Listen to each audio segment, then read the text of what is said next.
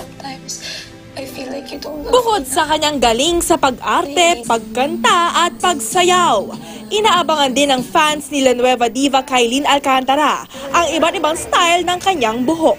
Ang paandar ni Kailin, braided hair with a twist gamit ang kakaibang accessories. Ang simpleng ponytail na may side braid, lalo naging glammed up ng sabitan ng heart-shaped earrings.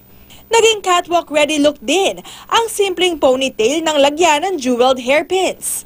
At kung extra punk naman ang peg, bakit hindi gayahin ang kanyang chained hair look? Gusto ko mag-explore, kumbaga. So, sa pamamagitan ng makeup, I can explore and makita yung creativity ng team ko. And I love how creative and how much of a risk taker my team is. Madali lang naman daw ma-achieve ang look na ito.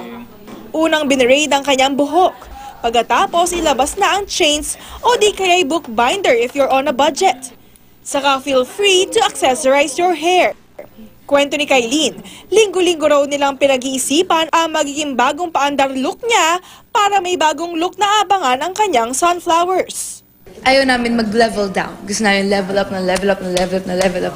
Huwag daw matakot mag-experiment pag crowning glory mo na ang pinag-uusapan dahil isa rin itong paraan ng art at self-expression. Yun na din yung nagbibigay ng extra attitude sa'yo. And kung ano yung, like, bawa kung may ribbon ka, ibig sabihin sweet ka or something. Kapag may chains ka, ibig sabihin you're edgy. Katatibayan, updated sa Showbiz Happenings.